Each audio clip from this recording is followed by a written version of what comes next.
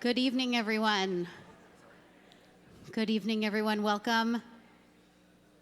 We're so glad you're all here. I'm Rabbi Shuli Passo. I'm the Director of Community Engagement here at BJ. I want to ask everyone to please raise your right hand. Go ahead and do it. And then reach down into your pocket and please pull out your cell phone.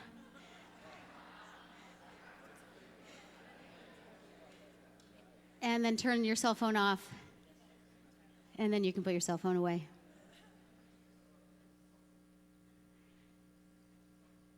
I'm not going to say very much about what's going to happen here tonight. I'm going to let it mostly speak for itself, but I want to invite up Eliana Slursberg and Vicki Abrams to welcome everyone and to introduce our speakers tonight and talk a little bit about why we're doing this program here at BJ and also in partnership with the Marlene Meyerson JCC Manhattan.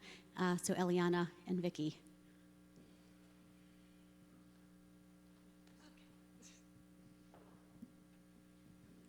Hi, everyone. Sorry, I didn't know that I was going to speak tonight, so I'm a little nervous and unprepared, excuse me. But I have been a member of B'nai Jeshurun since birth. I grew up in this community. I grew up on the Upper West Side. I went to this Hebrew school at BJ here. Very prominent member. I was here every Friday night for services. I loved this community with all my heart. I had an incident when I was about 7 years old in the Hebrew school. I came to school one day, and I had two boys, unprompted, look at me and say, you know, if we were born 100 years ago, you would be our slave and we would be your masters. Yeah. Probably, yes. I didn't quite understand the severity of that comment, but after learning a little bit about slavery in school, I knew it wasn't good. I went home, I cried all night. I spoke with my mom, she held me, and we had many discussions about race and what it is to be a Jew of color. This community always welcomed me, and color never fazed me. I didn't feel different. I didn't feel like an outsider. I shook it off. I decided for my bat mitzvah that I was going to fight and begin to show the congregation that Jews come in all colors, and we're not the help. We're not the nannies. We're not here by accident because we're not lost, that we belong here. And so my whole Devar Torah was about inclusion and how we can look to our right, look to our left, not know where someone is, but embrace them as members of this community. Fast forward 10 years, I'm in high school, not 10, I guess, but a few years, and I'm here for the high holidays. And after what I felt was like momentum building in the community, I came with my mom for the holidays, and I walked upstairs, right up there, and a little girl turns to her mother and says, "Mommy, what's a black person doing here?" Like that, boldly, bluntly, on Rosh Hashanah. And instead of the mother turning to her daughter and saying, "That's not appropriate, she belongs here, she's part of our congregation," she just said, "Be quiet." No conversation, no nothing.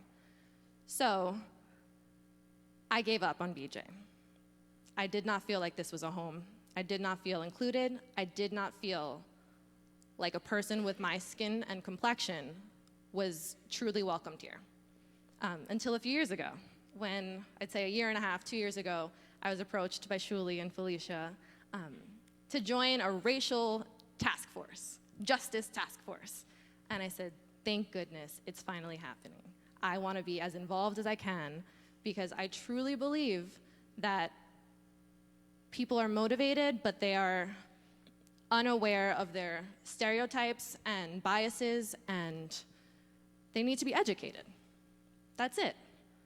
We can retrain our thinking for inclusion. It's not rocket science. We are all people, and we are all Jews, and we are all welcomed here of any shade, of any color. And so I am in awe and overwhelmed that this is even happening tonight, that these strings of lectures and workshops and discussions are taking place in this community. I'm humbled, I'm grateful, I'm excited.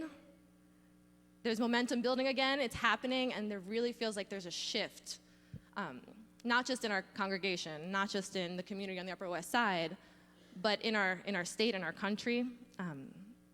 We're here, we're around, and we're not going anywhere, and we are part of this beautiful Jewish community. That's it. Eliana, thank you so much. You are an inspiration to all of us, and I'm sure that I speak for everybody in the room. We're all grateful that you told your story and that you will help lead us in the future as we walk down this difficult path. That's right. I'll be right back. So I'm happy to be here in two roles. I'm Vicki Abrams. I'm one of the three co-chairs, along with Eliana and Julie Margolis, the BJ Initiative on Racism and Us, and I am chair of the advisory committee of the Stern Center for Social Responsibility at the Marlene Meyerson JCC of Manhattan. And I am especially happy about the joint sponsorship of tonight's event. Partnering makes our work of examining and trying to understand the forces in our society which maintain the racist bias much more effective. We learn from one another and are able to exert greater influence when we work together. In the last few years, there has been a widening conversation on racism. I have become increasingly aware of the impact of racism on our society and its pervasive presence.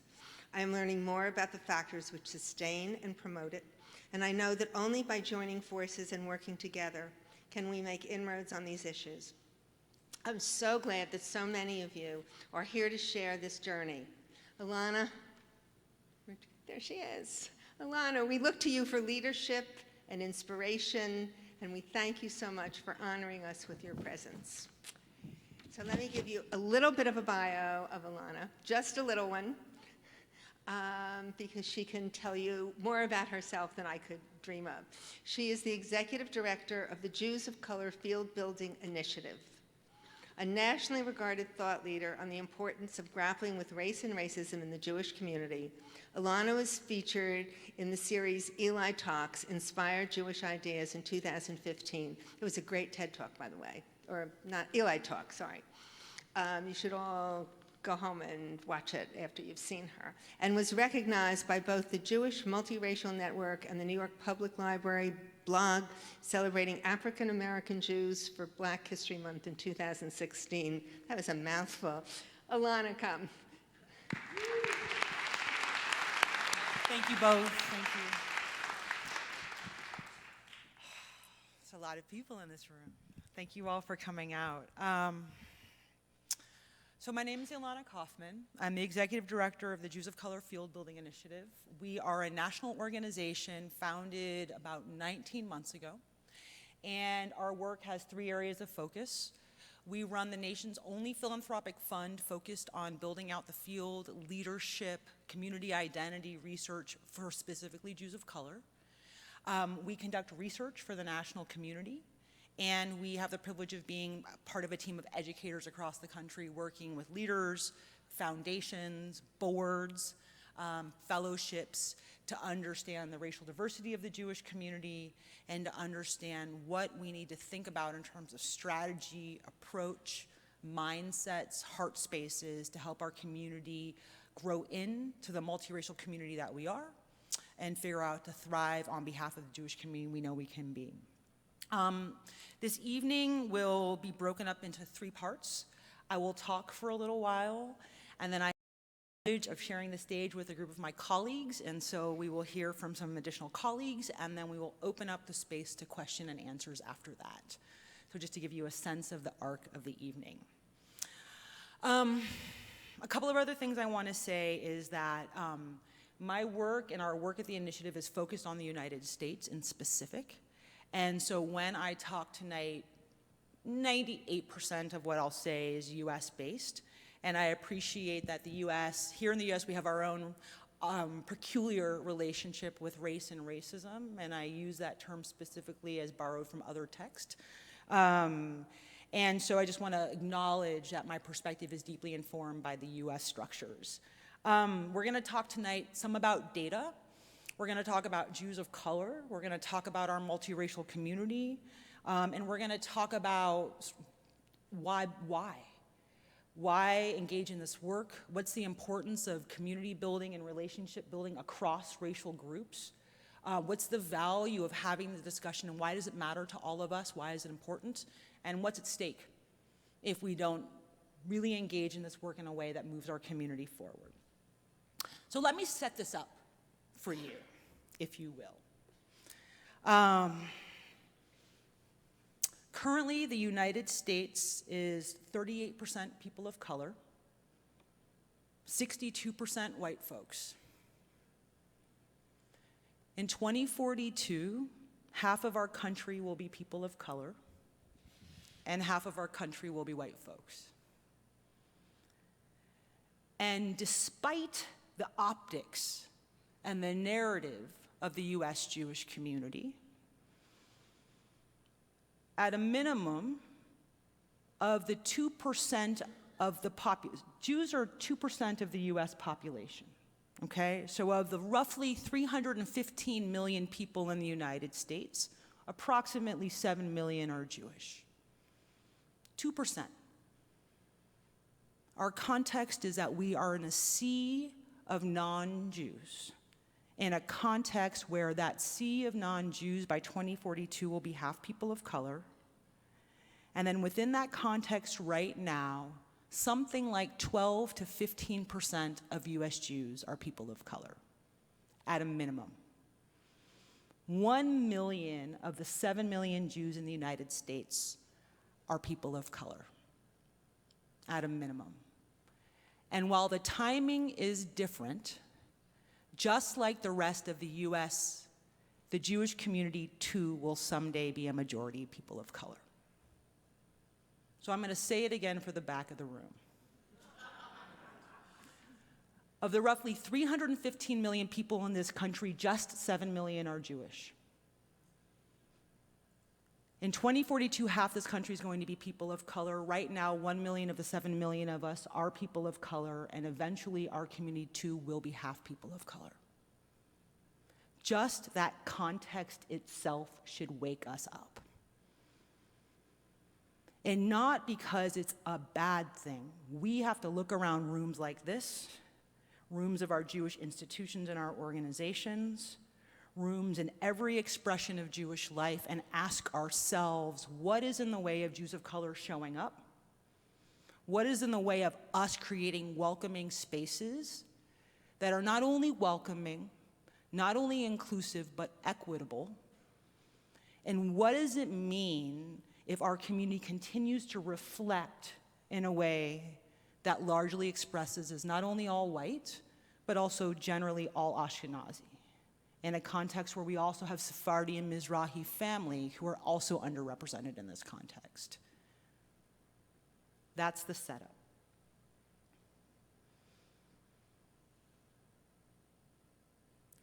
We have this intense attachment to our US Jewish origin story that sounds something like we all came from Eastern Europe and somehow ended up on Orchard Street with a pushcart. And that we became insular appropriately out of a response to anti-Semitism, but somehow our response to anti-Semitism also defy the physics of the United States, which are inherently multiracial. When we just step back and think for a minute, we have to ask ourselves, how is it that we've allowed ourselves as a US Jewish community within a context that is a multiracial United States, how is it that we let ourselves think that we were all white and all Ashkenazi? And how have we allowed ourselves to believe that all of our leadership, all of our clergy for the most part, all of our communal leaders, all of our boards, all of our fellowships, all of our everyone is also all white?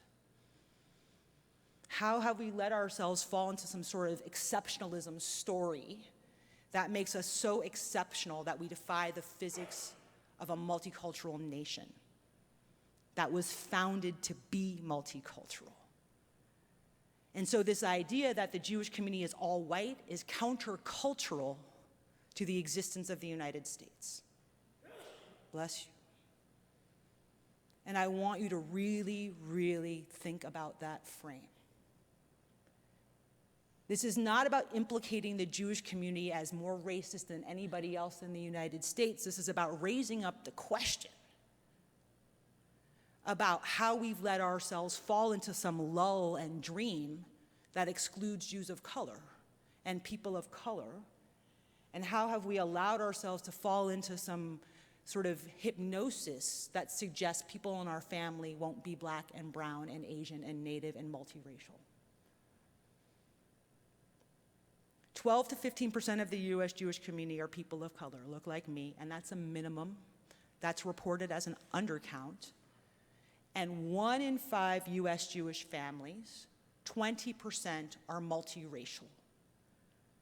Identify as having people of color in their household, people of color in their families, and operate in a paradigm, in a mind space, in a heart space that sees our Jewish world as multiracial. And so we have a distance problem, right? There's a distance between who we think we are and who data tells ourselves we are.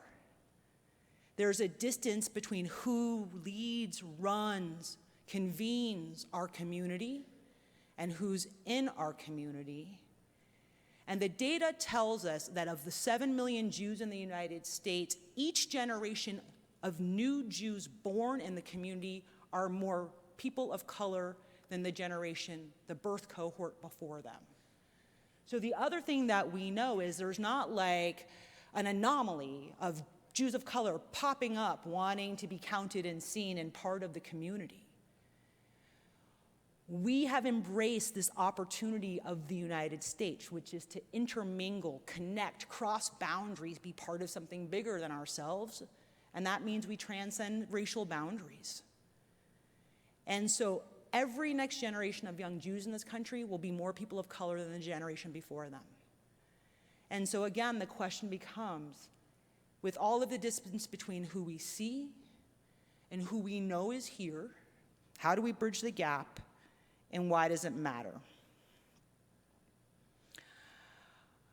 Before I had this role, I worked for the Jewish Community Relations Council of the San Francisco Bay Area.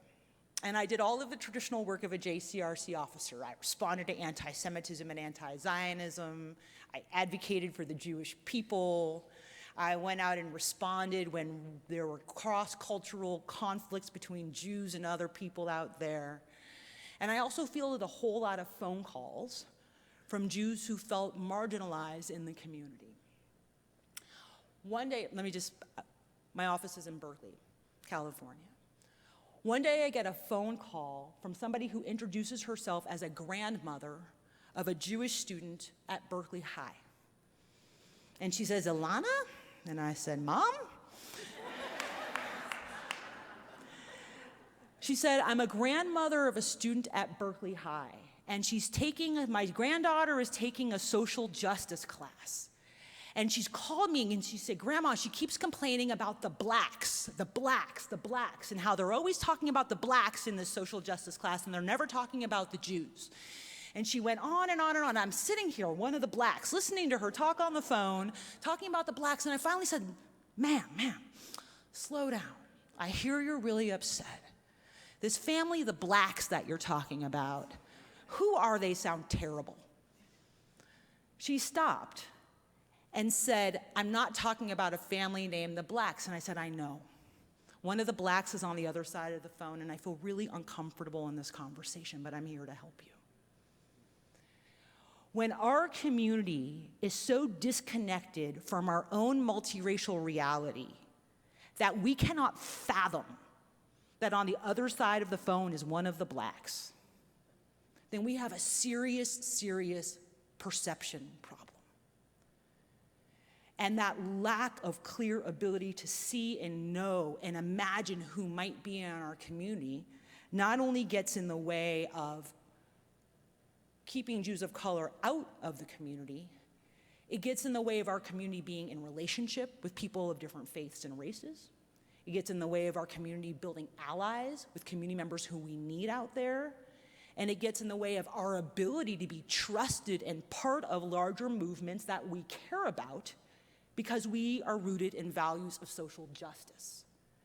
And there is something incongruent about a Jewish community, absent of its Jews of color, advocating for racial justice in a context where we haven't dealt with our own racism.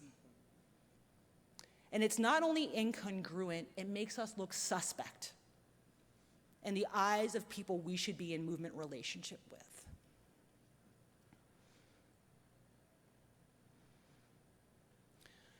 Why else does this matter? When we create a situation where we have not integrated, and I am using that word intentionally, I would posit that the Jewish community is something like in the 1950s, and we're like right on the precipice of what was happening in the US with public school educational integration. And I'd say we are on this side of integrating our thinking, integrating our policies and our practices and all of our levers of power, rethinking our curricula, rethinking our programs, and re-envisioning the purpose of Jewish communal education, Jewish communal life, in a way that's inclusive of people of color. And when we do this, it not only pushes Jews of color out, it not only makes families who are multiracial not want to be part of, it also gets in the way of us doing our best work in the Jewish community. When I was an officer at the JCRC, it was around the same time that the Movement for Black Lives platform came out. It was a 47,000-word document articulating a platform for the safety and liberation of Black people in this planet. And in this 47,000-word document, there was something like 21 words that disparaged and identified Israel as an apartheid state. Instead of using critical thinking, our community reacted by disparaging not the Movement for Black Lives who actually wrote the document, but the Black Lives Matter movement entirely, separating the Jewish community from a racial justice movement, not even imagining that there were Black Jews here that might have a different perspective. After we broke our relationship with the Black Lives Matter movement, we had the privilege of being invited into a conversation, the JCRC, the Black Lives Matter movement, Auburn Seminary, maybe that way, hosted us. And here I was in a room with all of my Federation and JCRC colleagues, a group of people leading from the Movement for Black Lives and the Black Lives Matter movement, and we had an opportunity to be in dialogue with people from the Black Lives Matter movement and the Movement for Black Lives about why they think Israel is an apartheid state. I sat there with all of our movement leaders, all of the chief rabbis, all of the heads of the biggest federations, and not one of them had the cultural competency, the language for, or to be totally honest, the guts to be in critical conversation with our colleagues from the Movement for Black Lives and ask them why they named Israel as an apartheid state. They had not developed their own skills of leaning in to people who are different than them.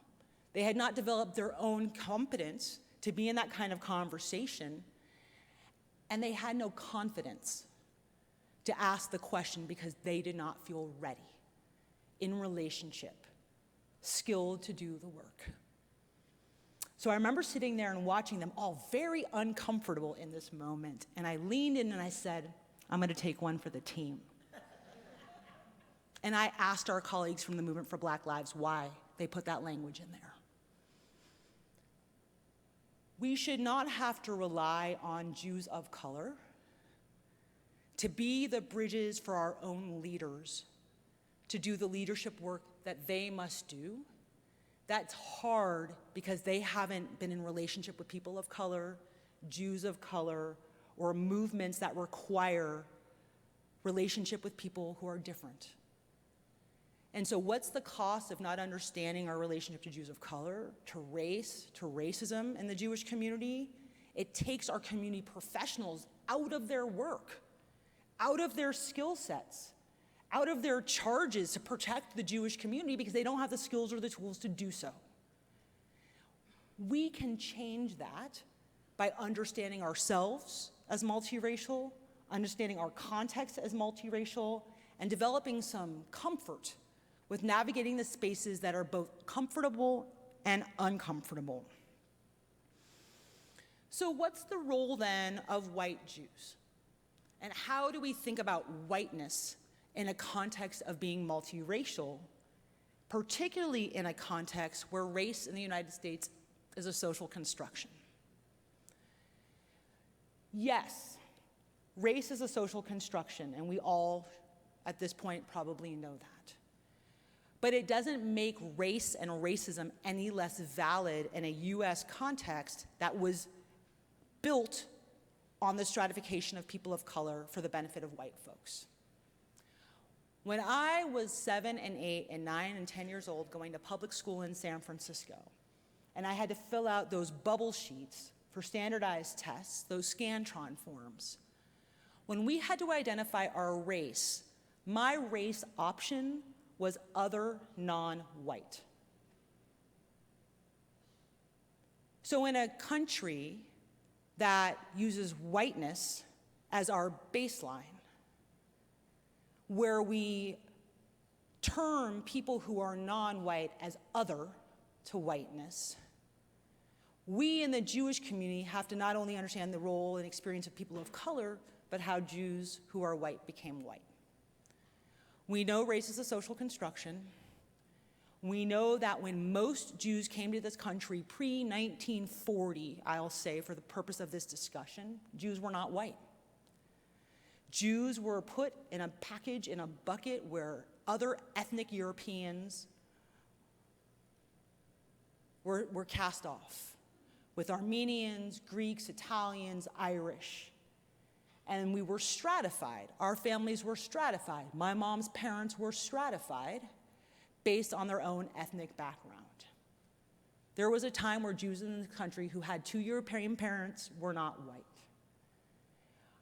Around the GI Bill, when Jews were given the opportunity to access college education, home loans, find homes in suburbs on the right side of the red line, and when those invitations and opportunities were given to Jews with European background and not given to black folks in this country, not given to Latinx people in this country, there was a moment where Jews of European background had the opportunity to say, thank you, US government.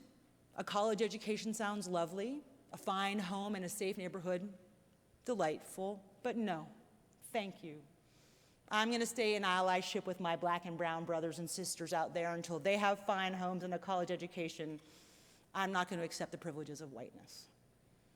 And I appreciate that it's not quite that simple, but there have been moments in this country where Jews with white parentage, European parentage, have had the opportunity to accept privileges that are assigned to white folks in this country, and our community said yes.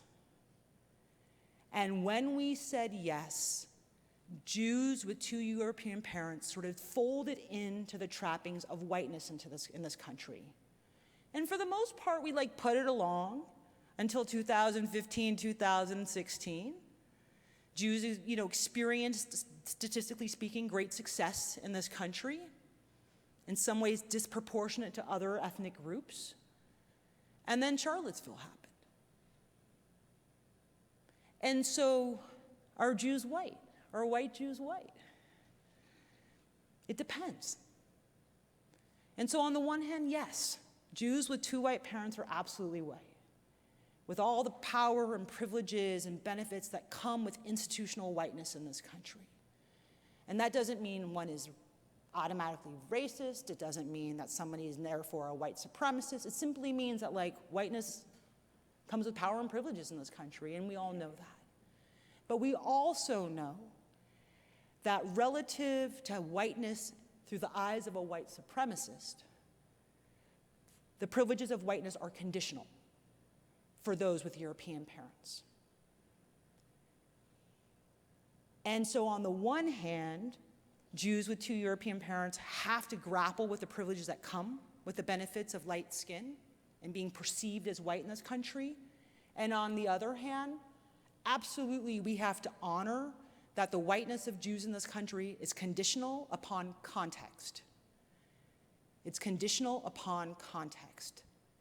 And so I invite you to hold it with some complexity, to hold it with the nuance, and to understand that that whiteness is relative to where you are, who you're with, and who has power above you and below you. And all of that nuance really matters.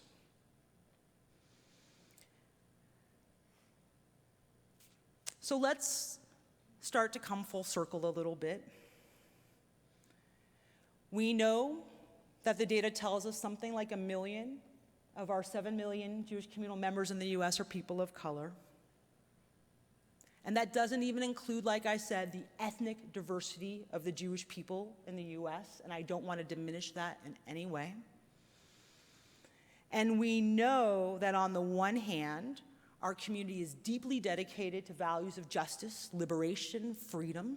We know a history of being marginalized, and we wish not to be part of it or repeat it, and we know that. We know that nevertheless, despite our commitment to social justice values, because we are part of the US, we have both been raised with and perpetuate the trappings that come with race and racism and power and privilege, and we have to hold the complexity of that. And we know that there's a great distance between who we have imagined our community to be, who we have elevated into roles of community leadership, community advocacy, community influence, and there's a great distance between who those folks are and all the people in the Jewish community. And so let me close with some learnings out there that I've gathered from our work at the initiative, working with institutions and individuals grappling with all of these issues. First, each one of you right now, this very minute, has to make the decision to be a bridge between who we see in the community and who we know is in the community, between the narrative that we continue to perpetuate, that we're all white, that we're all Ashkenazi, that we're all part of this sort of like fantastic and beautiful filler on the roof via Yentl experience, and it's just not true. And so each one of you, every day, when you hear those stereotypes perpetuated about our community, you have to interrupt it with data, with truth. So when somebody says, like, what's a black person doing in our space, instead of telling them to not talk, we tell them, actually, let me tell you that black people are part of our community. And I'm sorry I led you to believe our community is all white. I'm sorry I led you to believe our community is all white. So part of being a bridge is also making the repair, and modeling the language and the posture of truth-telling for our community. The second thing that we've learned out there is each one of us has to be super, super mindful of what I call our headwinds and our tailwinds, pushing us into community and making it easier for us to be part of the community, or keeping us out of the community. Every one of us in this room has multiple identities. And this country has led us to believe that we have to reduce our identities into just one thing at any given time, when the reality is every one of us is intersectional. Every one of us has multiple identities, and it is our right to walk into any room being whole.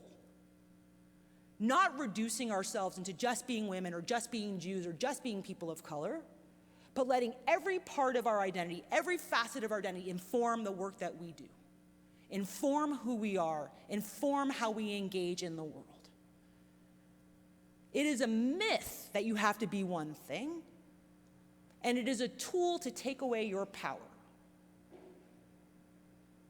Reducing you into just one identity is a tool to take away your power. And your birthright, aside from Torah, is being in your full power.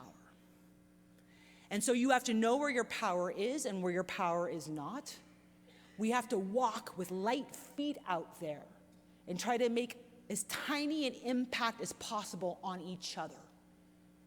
Because when we are in a space where we harm somebody, when we are in a space where as a white person we ask a person of color in the bathroom where the extra paper towels are, when in fact they're a congregant, or when I go to a board meeting of one of my colleague organizations and I make my way around the room and somebody fist bumps me, instead of shaking my hand because they think I understand a fist bump as a formal greeting,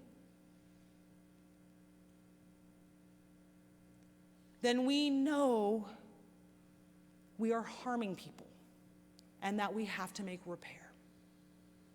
So know your headwinds, know your tailwinds, know your impact. Leave no trace. Pack out your garbage. Pack out your garbage and take it with you. And then go back and say, how was that interaction? How did we do today?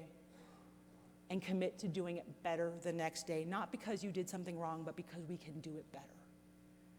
And we have an opportunity to get it right with each other. We have an opportunity to get it right with each other. So know your headwinds and your tailwinds.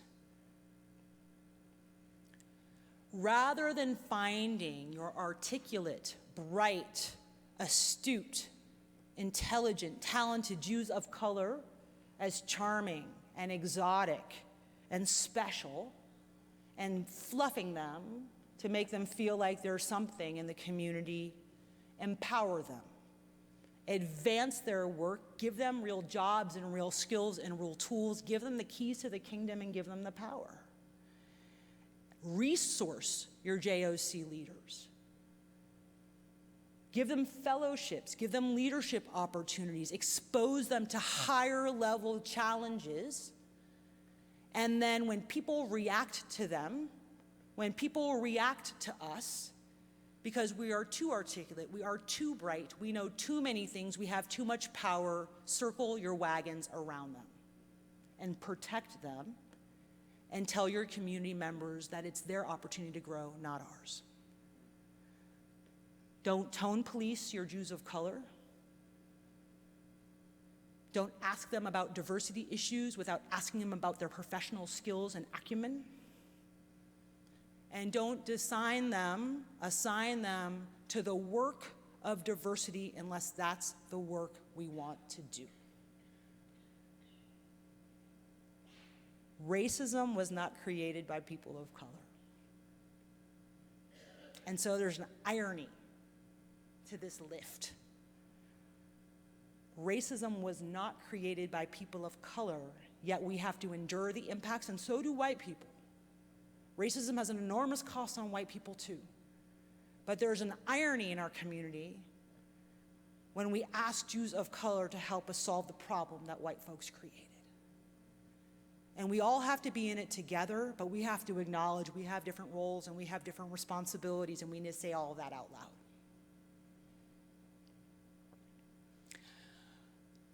Institutional change is hard, and it is clunky, and it is uncomfortable, and people will be irritated. And some people will not feel heard or seen or cared for in the process. Hold your community close when you're making this change and doing this work. If somebody feels agitated by the process, it's because they're growing. If somebody feels marginalized from the process, it's because we did not do a good enough job making it resonant to them. And if somebody feels cast away from the process, bring them back, because we don't want to repeat and recreate the ethics of oppression in the work of liberation. It is very, very important to allow for the clunkiness of the process, for the tiny bumps and bruises that come along the way, but it is your responsibility to hold that clunky process with safety and skill and love and support, and hold your whole community, because the whole community matters. For those who feel nostalgic, there is a history in there that needs to be honored. And so we need to extract those stories. For those who feel angry or marginalized or pushed away, there is an experience there that matters. And we need to make space for that story. And for those who are afraid of what the multiracial millennium might look like, we're already there. And so we just say welcome. And remind us that the Jewish community has been multiracial for 5,000 years. This is the anomaly right now. This is the anomaly. So we need to recenter ourselves into a larger historical context, a larger racial and ethnic context, a larger diasporic context, to understand this moment as unremarkable. And finally, we have to do this work from a place of vulnerability and partnership and love. And I don't mean to be like too if you know me, like, trust me, I don't mean to be Pollyannish. But we as Jews have this terrible, terrible habit of going it alone out there. And we have developed this skill as a survival mechanism. I am very clear about that. People of color have done the same thing. Women in the feminist movement have done the same thing. LGBTQ folks have done the same thing. When you are hunted, when you are vulnerable, you close in. And you become so independent, it becomes a source of pride. Forget all y'all. We can do this alone. But we can't do this alone. My freedom is wrapped up in your freedom. I will not be free. My child will not be free. She will not have access to her birthrights unless you clear out the space. And we can't be in a relationship unless I help clear out the space for all of you. We have to be in this work together because the concept of Kalal Yisrael does not mean any one of us is outside the tent. Our work is about committing to our community being whole and intact. And that requires a commitment to partnership, it requires a commitment to love, and it requires a commitment to operate in community. And I know as Jews, operating in community beyond our community can be scary. And there's a lot at stake. But I'll end with saying, what's at stake is no greater than the experience of people of color in this country, those who were enslaved in this country, those who built our railroads in this country, those who were interned in this country. We have a long history of making communities feel vulnerable. And it's all a ploy to keep us apart.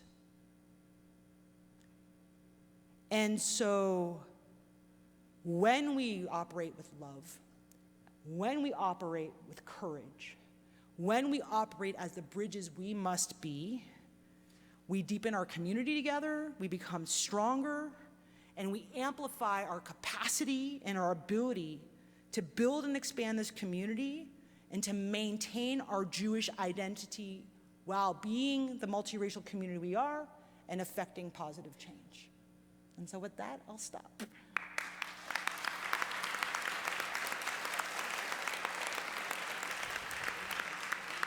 Okay, I would like,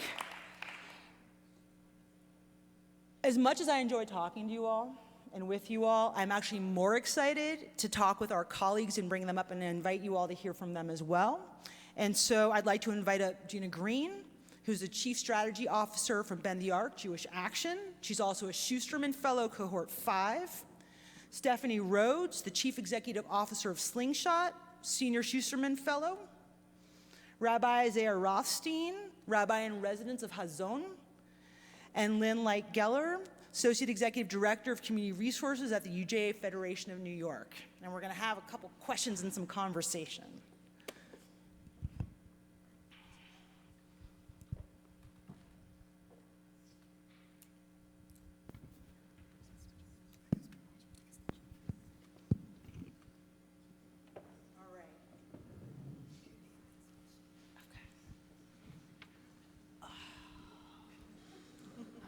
The lights go down. I want to say I did that, but I didn't. So before we open it up to all of you, I just want to say, like, it's really special for me to be with this group of colleagues. And what you see and who you see in front of you, aside from these esteemed, totally kick-ass, sorry, colleagues, are people who, in their work, are navigating this pathway of institutional change around justice. In their work, and I won't say more, are navigating this pathway of institutional change to work for justice.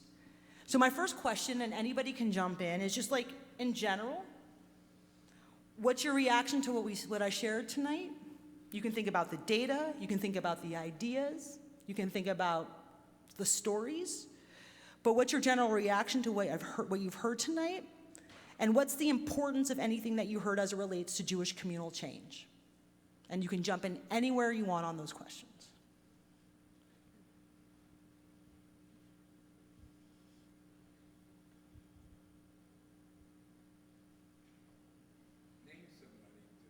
Oh, no, you had to let the process unfold. I'm watching the time, I promise. Who wants to start? The one thing I wrote to Ilana this afternoon was, I don't want to go first. but here I am. So I'm sitting on this platform with these great colleagues because several months ago, maybe half a year ago, I had the opportunity to hear Ilana speak in Brooklyn at Repair the World with a number of colleagues.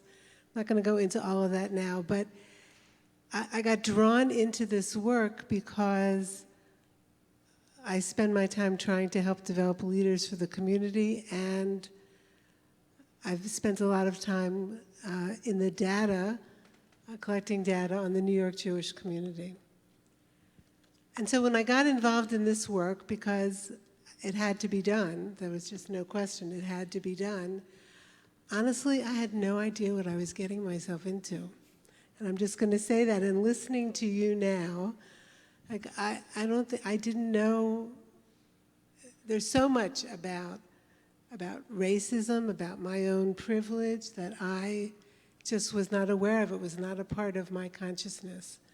And I'm starting and saying this because I'm suspecting that maybe there are a lot of people like me sitting here as well.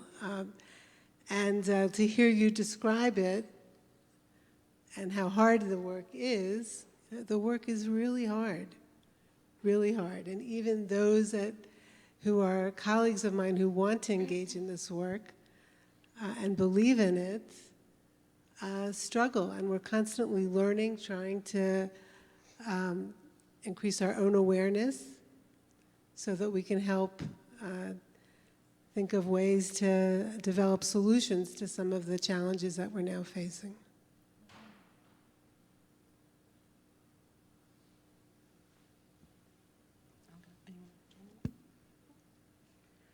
First, thanks to B'nai Jeshurun and the JCC and Ilana for making tonight possible. Really excited to be here with everyone. Ilana, what struck me and what continues to strike me and what has always been, because it's true when you were bringing it up for this crowd, is that our liberation is all tied up together. And the work of freedom and justice is like the work that humans were put on the planet to do, in my mind. And so you bringing that to this audience and bringing that and connecting it to the diversity of our community that has been diverse for thousands of years is really important. And I think in this moment in particular, as we're seeing, Charlottesville was a key turning point in sort of this recognition of, what's our experience like? What is the experience of Jews in this country, of white Jews in this country, of Jews of color in this country, and what does that look like and how is that shaped?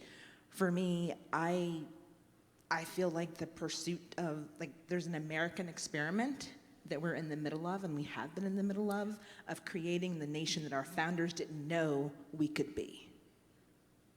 And so a recognition that we're all in it together is actually the way we get there, and is actually the only way we get there. And in fact, Jews and people of color in any marginalized community, none of us have in this power structure enough to get to that point without each other.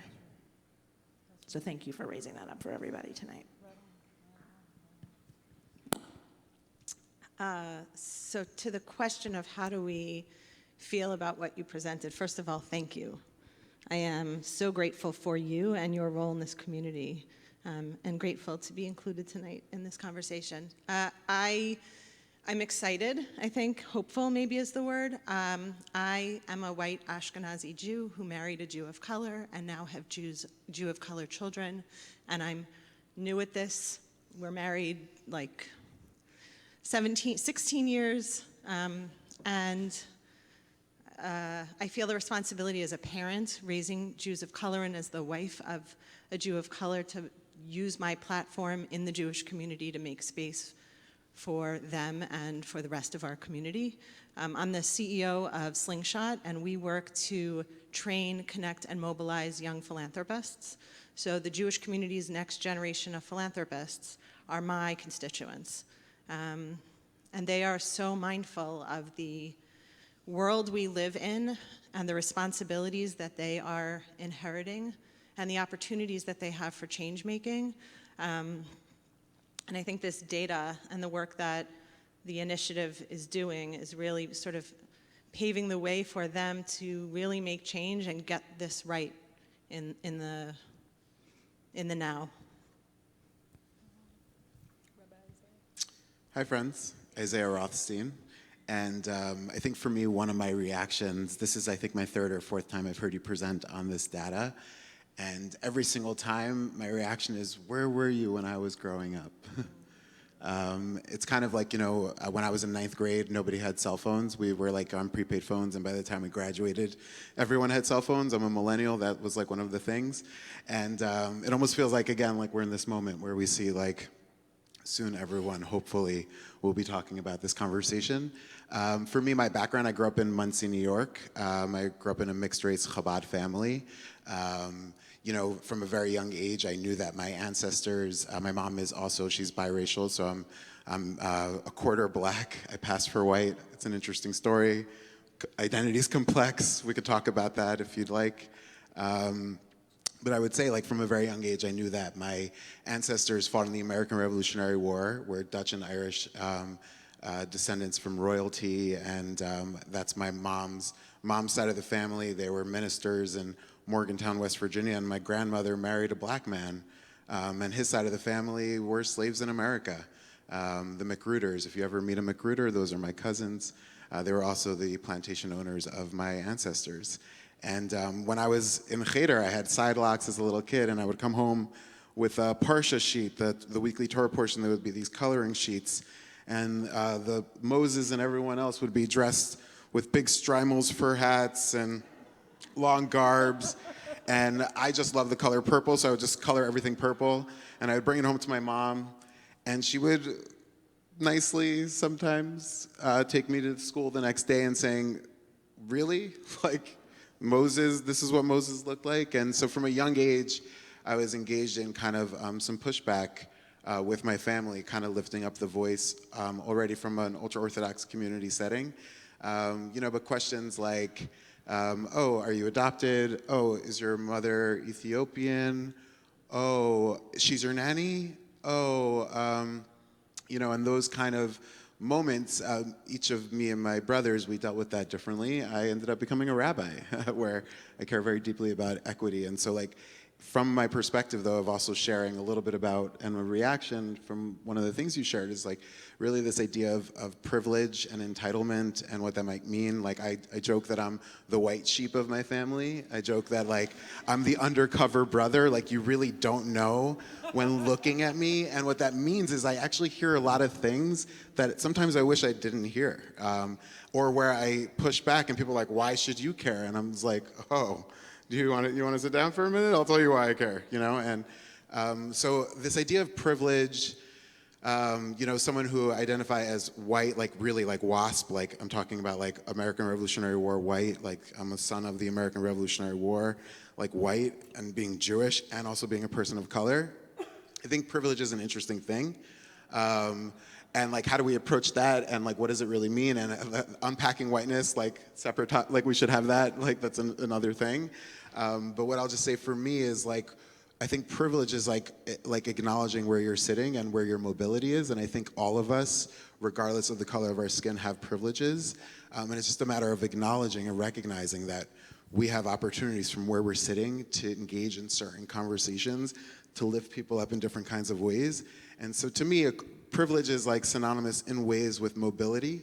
And then the other thing I'll share is that as someone, when I walk into a synagogue by myself, it's a different experience when I'm walking in with my family. And so like another thing of privilege, I think, is that you don't actually have to think when you walk into a place, right? Like that I could walk in a certain way and I'm not gonna be questioned. So that's like another lens of privilege, is like this, I think Eric Dyson, he's a Princeton PhD, writes that it's like the luxury of forgetfulness, like you don't have to think about who you are in your experience. So with all of that, like yes, the privilege conversation to me is like, how do we actually not feel like that's like a dirty word, that like my privilege is dirty or wrong, but how do I actually like recognize that with where I'm sitting, I have opportunities to actually mobilize and activate people. Does anybody want to add anything? Just a little bit, because I think it's funny. You might be able to pass. I can't pass for anything. And yet, there's something about how I comport myself and move within the white Jewish community that people will forget that I'm black. Like, I'm sitting in front of them, and they will say things to me just like I'm passing. And it's stunning, because it will actually, Ilana, you made the point about remarking on someone's, articulateness, or how much they know, or how much they hold. Like, that can actually take away my own, black agency. And I'm like, wow, you really didn't, there was enough, I'm so different that you made me different from myself in your own eyes. And it's very strange to me that it still happens. No, I think it's a really interesting point, and we become forgetful of who's in front of us when we feel comfortable. And we always have to ask ourselves about what makes us feel comfortable. And it was so interesting. The initiative has the privilege of being funded by a large number of institutional funders that are very diverse. And I was at a funder's reception, and we were talking about developing leadership pathways into executive level roles in the Jewish community.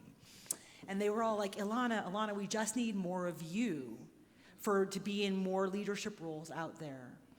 And I was like, no, you don't need more of me. You think you need more of me because I make you feel comfortable.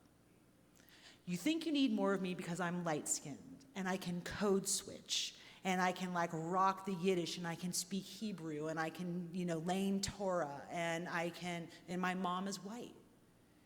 And I make you feel comfortable. And I worked at the Federation, and I worked at the JCRC, so I have all of the bona fides of a super square, traditional, institutional Jew that make you forget I'm black. And we don't want more people that make us feel comfortable.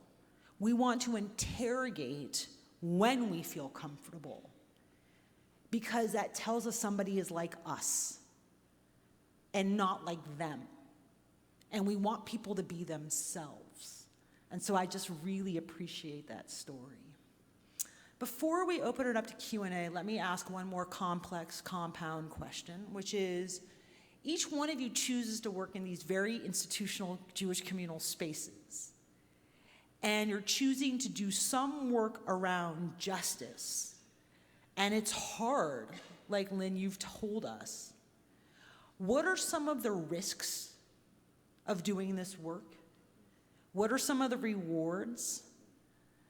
And how do you keep going? Not because I think it's so hard, but how do you stay fresh, optimistic, in a context that's designed to be institutional and clunky and inefficient around change?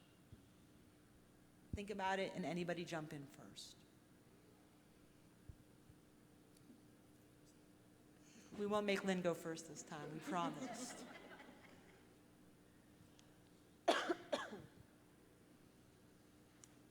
I'll go first. Before I came to Bend the Arc, which was just about a year and some change ago, I'd been doing democracy work with groups like ACLU and Demos and Common Cause and People for the American Way. And that was like, and I went to democracy work from predatory lending work, like moving from issue to issue. And the reason why I moved to democracy work 4 years ago was because that felt like the issue of our time. It felt like the way that we would actually create the America that we wanted to be, and democracy is not a pursuit, it's a process. So that felt like it was really important to me. And then came Trump. And seeing the trajectory of his campaign, not even coded or hidden, but blatant racist references, homophobic references, xenophobia at the cornerstone of his campaign. And I knew that we were in trouble then, because even if Trump hadn't been elected, we had sort of unleashed a movement that had, heretofore been on the fringes into the mainstream. And then he was elected, and it became that this movement, white nationalism, anti-Semitism, that he, I think, unleashed, quite frankly, that threatens all of us, Jews, people of color, LGBT folks, immigrants, that became then the obstacle to democracy. That became then the existential threat to us becoming the America that we could be. So Stosh Kotler calls me and says, I got a job opening up, do you want to come over? And I was like, no, I don't, but then maybe I do. And so here I am, because the work of justice is the work of creating the country we need to be. I grew up in the South, small town in between Charleston and Myrtle Beach, and my mom was a lawyer, my dad was an engineer. Most people, I actually didn't realize this growing up, but I checked it a few months ago. The median income for Georgetown, South Carolina, I think is like $14,000 a year, or something like really low. And I knew that I had more privilege and more opportunity than even most of the white people in Georgetown, and yet my friends' mothers got up, almost all of them, all of my friends' mothers got up at 4 a.m. in the morning to be bused to Myrtle Beach so they could clean the hotel rooms on the resorts, because that's where the jobs were. That's what the opportunity that they had was. And fixing that is part of the American challenge to me. So that's why I do this work.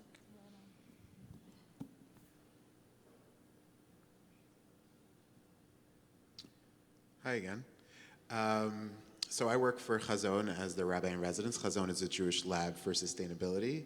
And I also am a rabbi serving in Harlem, building community in Jewish Harlem. And a lot of the work that I'm doing when I'm not doing those things, which I feel is integrated. I'm a musician as well, and I do a lot of one-on-ones with Jews of color, create program for Jews of color, and then just in the general New York scene. And what I would say, the idea of risks, the idea of opportunities, and remind me, there were rewards.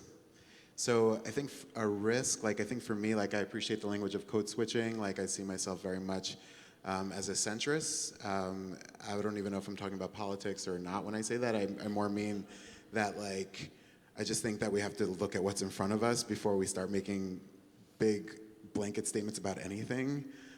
So I kind of, in that way, I identify as Orthodox. I went to Yeshiva University for rabbinical school.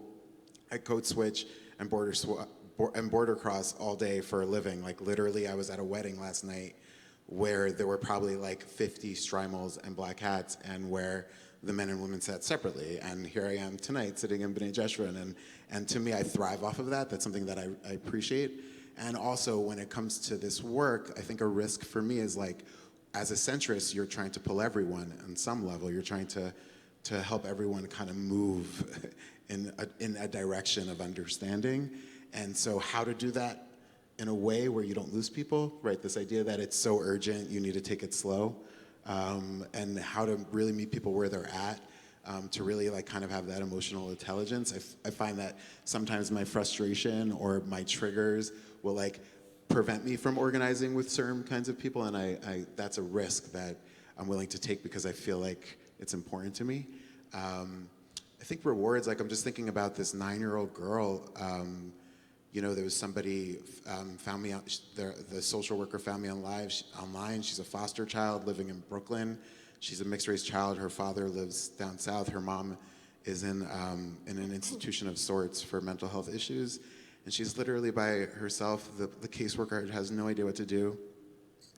And I meet with this girl, and she comes to my apartment in Harlem, and we sat down for like an hour, and I showed her pictures of my friends and my loved ones and my family. And to me, like, just the reward of seeing that, just like seeing someone who's so young to be like, oh, like, I'm not alone. Or when I present somewhere and there happens to be a person of color in the audience that just like wasn't tapped in and didn't know Ilana and just didn't know about this work, they're like, I just didn't know. Like, I've literally have had people hug me and cry on me because they're like, I just didn't know.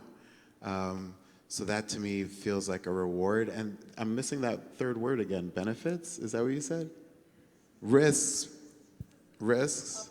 Opportunities. Yeah, opportunities and rewards, I got it. All right, well, so with that, yeah, I mean, I would say, for me, like, I'm willing to be in this conversation, and I want to echo what Ilana said, is that I don't actually know that many Jews of color who are professionals willing to actually engage in the conversation around social equity in the Jewish community. I think I know like less than 10, like maybe who actually like enter into that work in a real way. So I think for me, like kind of balancing out all these pieces and being really aware of, again, the opportunities and risks, yeah. Lynn or Stephanie, take a bite out of it. So I have been working in philanthropy now for over 15 years. And I worked for the Jewish Funders Network for a while, if you're familiar with it. Now run Slingshot. And I've had sort of front row seats to the incredible power of philanthropy to make change and affect and create. And so I think part of why I'm on the stage is because I sort of bring that angle and that experience. And so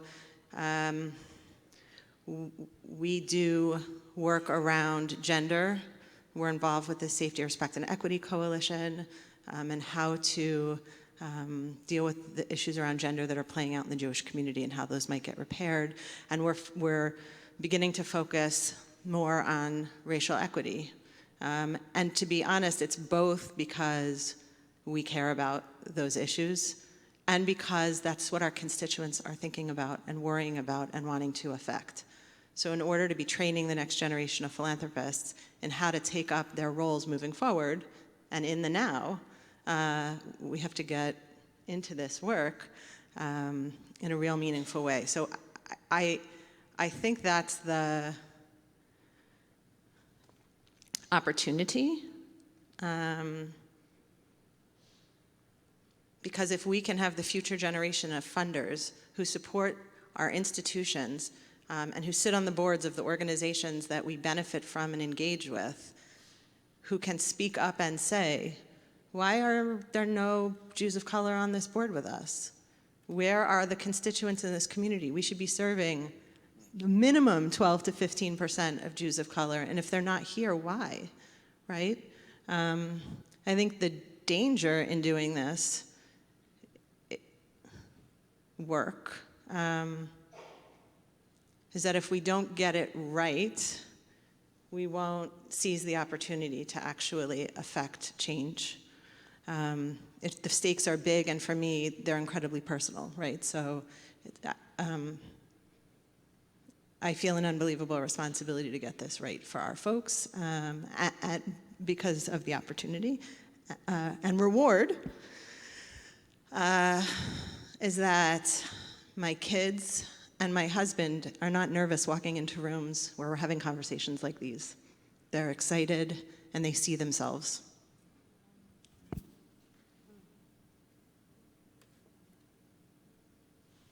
So I work at UJA, Federation of New York. Maybe you were thinking of that organization when you talked about change being hard. But I have to say that I'm going to tell you a little bit about this work, but I do want to say that working at UJA, there are so many important things that we are able to be involved in and able to move because of the resources that we have to put funding, to direct funding to the priorities that are important to us. And I just think that I have seen over time us make a difference and really move issues along in really important ways. And that happens even though I know people talk about UJA as being a legacy organization and being slow to change in some ways, but I have to tell you that in some ways we really are very much ahead of the curve. And part of it also is because sometimes you really have to stick with something for a long time to see change happen, and we have the luxury of doing that. So I want to talk about risk. Ilana Kaufman calling up and saying, would you like to host the release of our study without seeing the data and knowing what it was about, and saying yes because we wanted to grab this opportunity. It was a risk for us, and actually even more a risk when I realized that the study was really a study of all of the studies that were done, and UJA Federation, of course, was one of those. So that was a risk. Huge risk. I had no idea what you were going to say in that room. I want to say that we struggled. We saw this as an opportunity, that moment as an opportunity, to make sure that the people in the room represented the diversity of the community, the multiracial community. And probably, I know, Isaiah, you for sure remember this. I don't know if we talked about it, you remember, but we hounded every person that we knew, please bring 5 more people like you. We realized how few people we knew, how few Jews of color that we knew, to make sure that they were in the room. And we worked really hard to make that happen. And it was a great room. It was a really great room. And people stood up and talked about the fact that they'd never been in a room like this at UJA and how great it felt. So it was a risk, and it created, I have to tell you, it created a lot of opportunity because there are many different leadership groups at UJA who are now very much thinking about this issue and are looking, for us to move forward and to make a difference on this issue. So it was a good risk to take. And I do also want to say that even this afternoon, I had a conversation with a colleague who said, this isn't moving fast enough. We've got to do more. We've got to demonstrate that we're really committed to this and that we can make a difference. And so that also is, in a sense, a risk, to put ourselves in the limelight, to write an article about what we learned and to put it out there for the broader Jewish community to actually be able to hold us accountable, because we said we're doing this, we're committed to it. Now we have to actually demonstrate that we can do the work. Right on. And I just want to say, first of all, Lynn and Laura Hemlock, her colleague at UJA Federation New York, wrote this great piece in E-Jewish Philanthropy about the work they're doing around elevating Jews of color, listening to the voices of Jews of color, and it's just really worth reading, and I want to acknowledge what it means to make work public. When we commit publicly to this work, we're creating a vehicle of accountability. And it doesn't mean you have to know how you're going to get there. It doesn't mean you have to have it all right when you make your proclamation, but there is something intensely courageous about a community saying, we're going to do this work, and we're going to let you know so that you come back to us and ask us how we're doing. And so I just want to give a respect, a kavod for that. And I also want to say, what I love about this stage, and we're going to do questions next, is it's just regular people with regular jobs choosing to do the work of affecting change. Like I said earlier, each one of us has to be the bridge, and each one of the people up on the stage is modeling how they are thinking about it, how they're leveraging their power and their resources, and how they're choosing to be where they are to do the work that's so important. And so I just love what we're modeling up here with this group. it's time to take some questions and comments and feedback from the audience. There are microphones out there, and we're happy to send more out. And here's what I want to say about how I'm going to facilitate this part of our discussion. My training is in education. My master's is in educational pedagogy, and so I spend a lot of time thinking about equity pedagogy. I'm also an introvert. Some of you know that. I'm a professional extrovert, but I like to live in a little hut other than this time. And I'm not one of those people who knows what I'm going to say, like, right when the question comes up. And so, like, if I see a hand in the air, I see you. I'm going to wait for more hands to go up. I'm also going to work really hard to choose people to demonstrate the diversity of the room. And so you may have your hand up, but if there's somebody else with a different perspective that I might be able to see, I might ask you to wait and call on somebody else. And so I just want to tell you now that I may not get to everybody, and I want to encourage voices who might not generally take up space to take up space. There's going to be some patience in this process. There's going to be some breath in this process. And we'll get as many questions as we can out to the panel. So with that, if there are hands in the air, there are colleagues out there with microphones, questions, comments, wonders that you want to share with the group. Keep going. Hands up, hands up, hands up. Let's start here, and then we're going to go right there, and then we'll do more hands. And you'll go third. My question was just, what did the Black Lives Matters folks say to you when you asked your question about Israel? I love that. I left you hanging, didn't I? Okay, so I want you to picture the scene. We're in Auburn Seminary. We're in some beautiful room that overlooks, what's the avenue outside of there with the trees? What is it? Broadway. I mean, I'm like, I don't know, Broadway. So there's like trees, it's like beautiful ornate wood inside, it smells nice in there. And there's this giant screen with some members of the Movement for Black Lives, and then there's Movement for Black Lives and Black Lives Matter movement in the space, okay?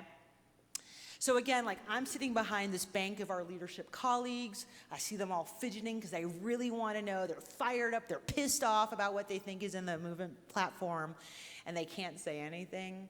So I asked the question, and I framed the question by saying, first, thank you for writing the platform for the Movement for Black Lives, because my family is dependent upon platforms like this focusing on our freedom and our safety and our liberation as Black people.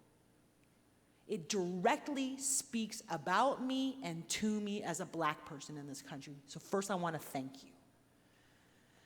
Then I said, but let me ask you, you named like 6 or 7 nation states as like wicked apartheid colonial powers. Why just those 6 or 7? Why just Israel, North Korea, wherever else they talked about? Like, why not name all of the fascist apartheid colonial regimes out there? Why pick on Israel? And so they got it, right? Like, why pick on Israel? And they said, we picked on Israel because Israel has been a flag around injustice vis-a-vis Palestine since the Palestinian Liberation Movement began. It's part of a national movement. And the Black Lives Matter movement and the Movement for Black Lives is part of a global racial justice movement. And so we picked nation states, countries, people of regimes, however they talked about it, that illustrated our points in the platform. They said what's crazy about the Jewish communal response is nobody even read the platform until the Jewish community took out statements against the platform. It is the Jewish communal response that even gave the Movement for Black Lives platform the life it had to be read so many times. And so then they said, thank you. And then they said, but here's the thing. Like, this is a movement. This is a manifesto. And this is about Black liberation. And only the Jewish community made it about Jews. We didn't hear from other communities that we named. And we didn't hear from them because they didn't make it about themselves. And so on one hand, we thank you because you gave the platform so much exposure. And on the other hand, you missed the whole point because it's not about you, it's about us and our freedom. They said, we view Palestinians as people of color, so we named them in our platform as we talked about racial justice around the globe for all people of color. And this is about the freedom of black people, not about the marginalization of Jews. And then they close with this. We didn't talk about Jews in the platform. We talked about Israel. We didn't talk about Jews in the platform. We talked about Israel. And it is up to you as a Jewish community to decide if you want to conflate anti-Zionism and anti-Semitism. Because we weren't saying we were anti-Semitic. This was about Zionism. And in a US context, they are not one and the same. I know some of you might disagree with that perspective they shared, but it gives you a lot of insight into the nuances of it, the understanding of it, and it raises up this very important question that we have as US Jews about the relationship between Zionism and US Judaism. It's for a different conversation, but it's an important distinctive point that was made. Back there. There's a hand like right near you on your, I don't know, maybe he doesn't have a question. I just have, is this on? I just have a few simple demographic questions. Would you mind standing up? Sure. Thank you. You said there are about 1 million Jews of color in the country. What percentage of them are within 100 miles of the eastern United States and the western United States borders? It's a great question. I can't give you the percentage. What I can tell you is the numbers are disproportionately represented on the East Coast and the West Coast, with concentrated numbers on the West Coast as high as 37% in some regions, and in some pockets of the region, specifically the New York metro area and also Florida, some pockets based on age and stage as high as 45%, with underrepresentation in the middle states. Okay. And could I ask another quick one that's easy? Yeah, and then we'll move on here. Is, do you have any concept of the congregations where there are Jews of color, whether many of them have a majority Jews of color or not? Do you have any insight into that? The only place that might be hovering in this way is actually the old that I've ever seen. I mean, again, there might be others, but personally I've seen is the old Broadway Synagogue, which is, I guess, in West Harlem. I go there on Saturdays sometimes, and you literally will see majority Jews of color, people of color in that space pretty often, actually. I mean, I think we would add Rabbi Capers Fournier, and I see you, and you'll be number 4. Rabbi Capers Fournier in Chicago, his shul is all African American. He's on the Chicago Board of Rabbis. And then there are some small pockets like in the Reconstructionist community where they have a higher percentage of Jews of color, and in some pockets in the Reform community as well as the modern Orthodox community. So we see fewer in the conservative Masorti community, just in terms of what we've experienced. Number 3 was over here somewhere, and the number 4 is that young person over here. And then, hold on, and we'll do more. Yes. Yes. Okay, so the topic is a little new, and I am wondering, when you say, 1 million out of 7 million American Jews, I get it if you say worldwide, that's the percentage of Jews of color, because that makes total sense. But here in America, my question is, who are they? What is their background? Where are they? Why are they not in our synagogue? Because I think most Jewish synagogues are pretty open. Yeah, but we don't really, you are hidden in a way. But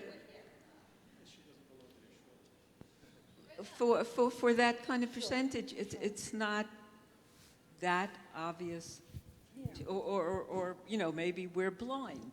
You walk among us and maybe we're blind. I will admit that. Also, yeah. Yeah, do you Yeah. want to take the mic for a second, then we'll...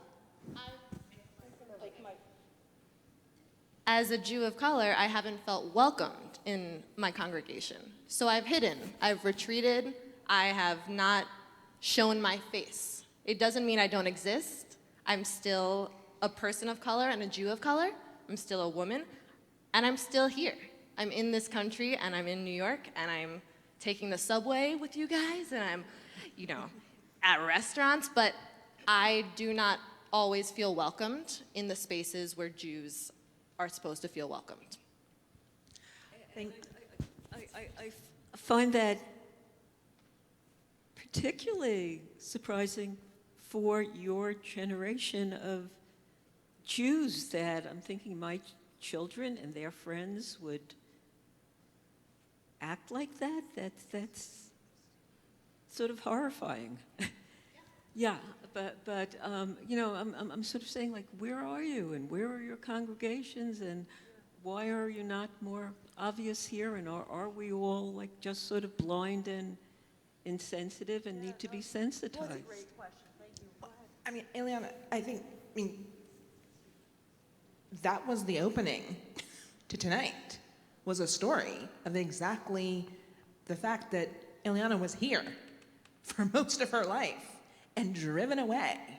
And I think it's interesting, at the risk of bringing up, I call them Ilhan 1.0, 2.0, and 3.0 from earlier this year, and what those moments around anti-Semitism and how the Jewish community was responding to what she said, what she wrote, what she didn't say, what she didn't write, whatever. We all had a range of experiences and responses to those episodes earlier this year that are reflective of the diversity of our community.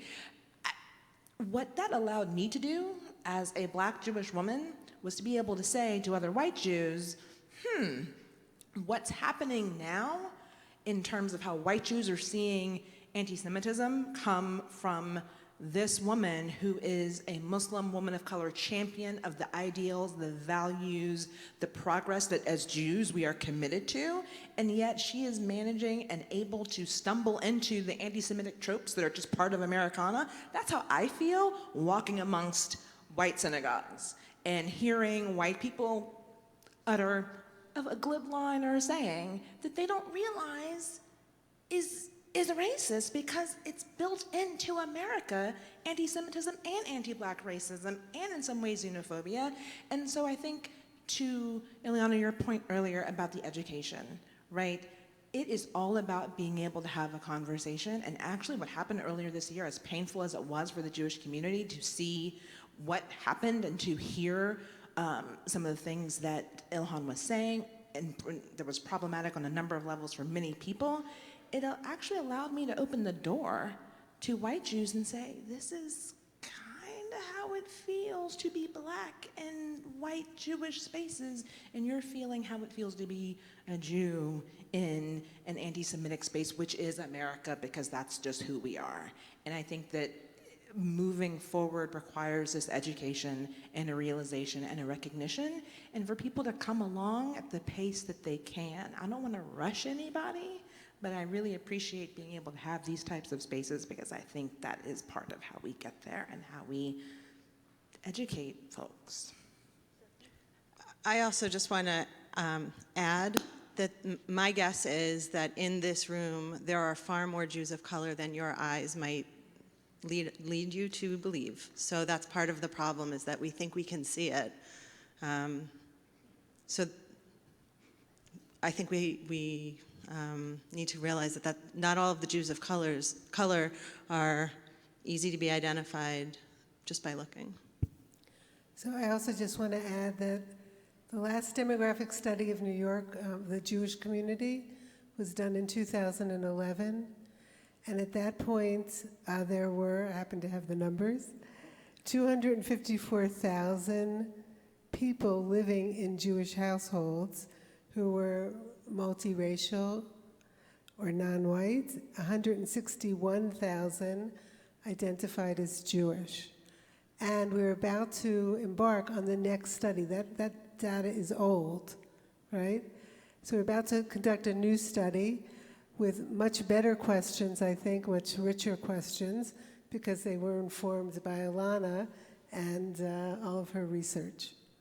And let me just say one more thing, and then we're going to go to the young person over here, and I just want to, one of the other things that you said in your question, which is so important, which is when we stop and really take in the impact of racism inside of our Jewish community on Jews of color, and when we really sit with the stories of being marginalized, being told we would have been someone's slave, and this is something that's happened to many of us in Jewish spaces.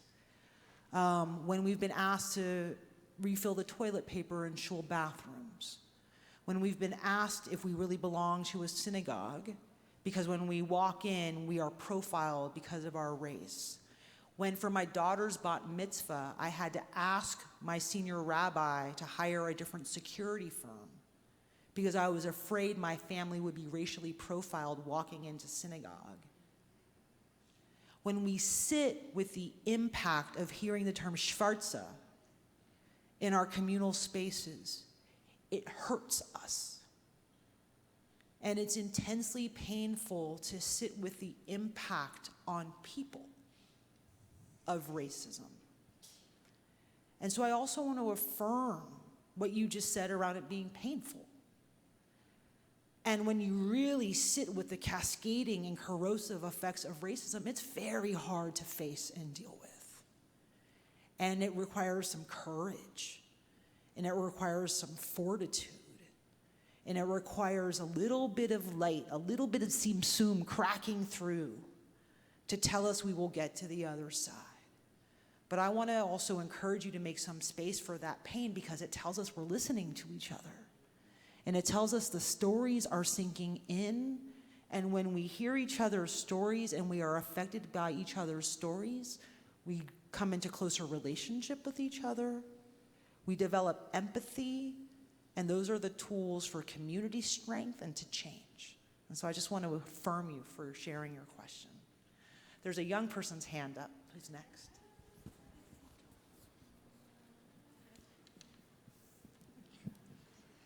Why? Oh my gosh. Why is there so many black people that have surroundings of danger?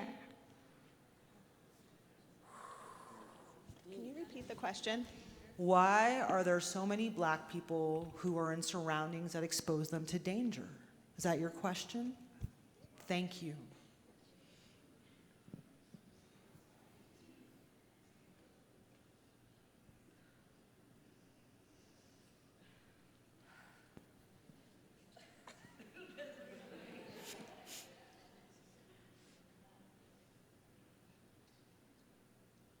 I mean, there are a couple of ways to answer this question. Thank you. That question actually drives why I do the work that I do. I think that this country, America, was built on putting black people in danger. And it's actually part of just who we are as a country. And so the work that Ilana's been talking about, this justice, that's trying to undo all of that stuff that's been around for hundreds of years that's been created to put us in danger and to make it harder for us to get ourselves out of it. So it is not a choice.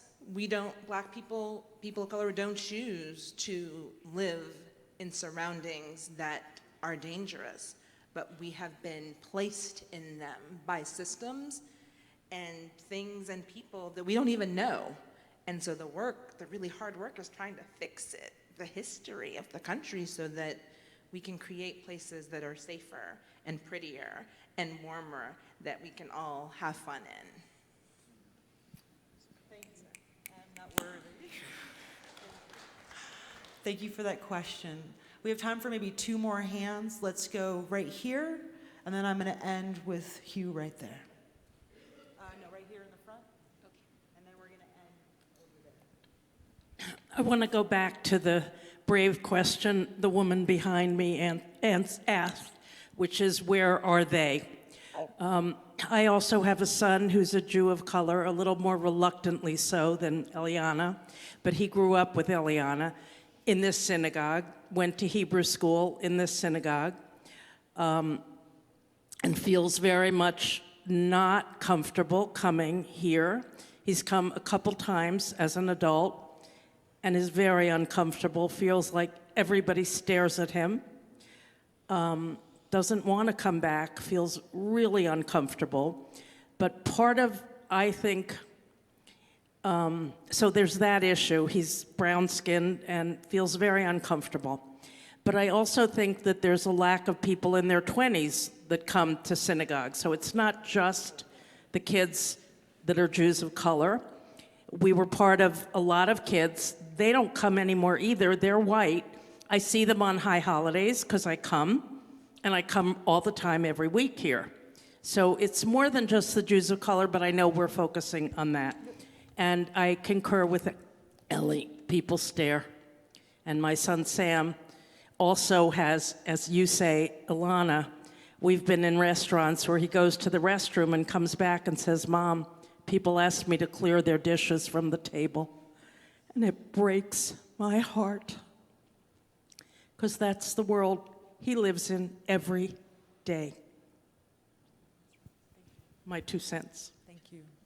And let's end right there with Hugh.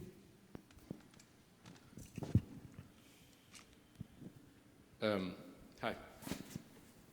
I heard Cornel West speak once, and someone asked him what he was reading, and he said, I'm reading Kafka, but you don't need Russian surrealism to understand the absurd. This is absurd. The African-American experience is absurd. The Jew of color experience is perhaps even, in a way, more absurd. The reason I use that word is because I don't want to take the step towards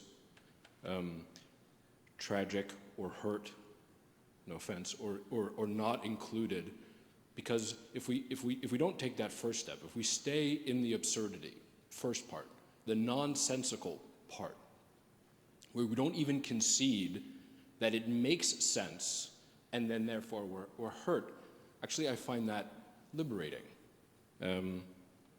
My mother's Jewish, my father's African American, sort of pass straight into both communities, but I wasn't only really reacquainted with the Jewish community when I married my wife, and I remember my first Passover, and we're reading the Haggadah, and there's this talk about how you must remember the pain and suffering as though it was yesterday.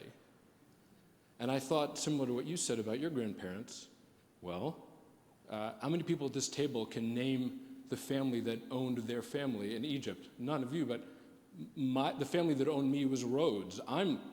This is 150 years ago for me. This is my great-grandmother. And at that point, I think not taking that next step, but staying in the absurdity and maybe even enjoying it, I said, well, that makes me the super Jew. I'm the most Jewish here. I actually am the most embodiment of this experience. And so then the question becomes, if you don't accept me, well, how Jewish are you? Right?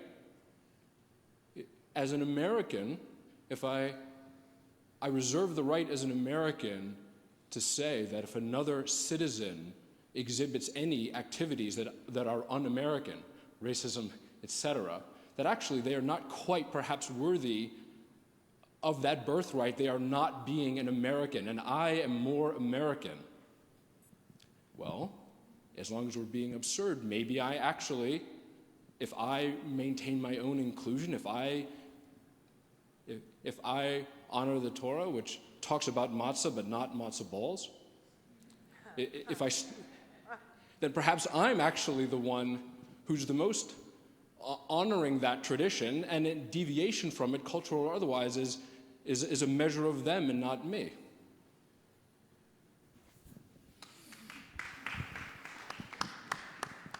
So let me close, thank you. Then I'm going to tail what Hugh just offered and close with a little story, and by way of thanking our panelists and turning it back over to Shuli. I had the privilege of teaching at Limud UK in Birmingham, England. And I arrived to a scene of 3,000 white people, mostly Orthodox, in an enclosed environment that I couldn't leave. Because for security reasons, they had no taxis or buses coming to the hotel compound that they had rented out. And I'll be honest with you, I felt kind of trapped. I wasn't familiar with being in an entirely Orthodox environment. I'm not generally accustomed to being quite so many white Jewish people, and I like to come and go as I please. And there I was talking about Jews of color. And so I spent 3 days and I taught 4 or 5 classes talking about the US, multiracial Jewish community, Jews of color. And I started to see this young woman in my space and in my sessions every day. And at the end of my final session, before I left town, she came up to me and she said, and I thought she was gonna have like this British accent, and I was getting ready to practice my fake British accent at that point. And she was like, I'm from Washington, D.C. And when I graduated from college, I thought I wanted to work in the Jewish community. I was raised in the Jewish community. I thought I knew all these things about the Jewish community. I wanted to be in service to the Jewish community. And then I went to work for a traditional Jewish organization. And suddenly, all the Jews around me were white. And all of the Jews around me talked about how Jewish they were based on like their family's articulation of their own version of Jewish identity. And here you are talking about this multiracial Jewish community, and here you are talking about Jewish communal leadership and the diversity of who we are and diverse expressions of leadership. And she says to me, if I knew US Jewish community leaders were gonna be like you, I would have never left the US Jewish community. And I looked at her and I said, if the US Jewish communal leaders knew that you thought I was representing US Jewish communal leadership, they'd be terrified. And so what does it mean when this is us? What does it mean when our leadership really does have the experience of slavery? What does it mean when the Jewish community really is not the narrative version of our story, but the actual version of justice and marginalization and resilience and courage and community building, but we look like this? My colleague who came out of the secular community working in the Jewish community said to me, Ilana, the biggest loss I feel working in the Jewish community is that I didn't know everybody in here would be all white. This is the anomaly. This is the peculiar institution, not this. And so the question becomes, how do we get from what we thought we knew to what we know is real? And how do we let what we know is real step in and become what we know? And so with that, I thank you all for coming out tonight. I want to thank Gina and Stephanie and Isaiah and Lynn. It is my privilege to be in colleagueship with all of you. And thank you all for coming out this evening.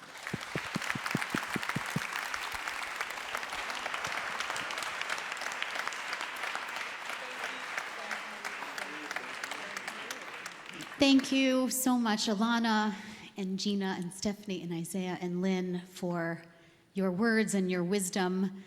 I think that we have all heard things tonight that may have inspired us, agitated us, that we disagree with, that we want to know more about.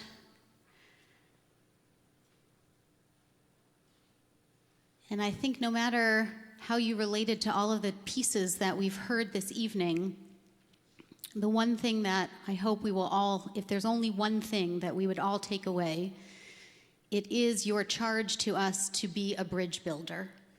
So I just ask you to briefly look around this room and just begin to think about, as you leave tonight, where is the bridge that you want to build? And how will you be a bridge builder? And maybe Rhonda and Eliana are going to go have coffee. BJ invited Ilana and our guests here tonight because we have been having this conversation, not in such a public way as you are doing, Lynn, for a number of years. And we've been planting seeds to then bring this conversation out in a public, much more public and communal way, which we're doing through this type of programming, through work that we're doing with our staff, through more work that we'll be doing not just this year, but forever, because as we've said, this is forever work, to raise up these questions and hold ourselves accountable.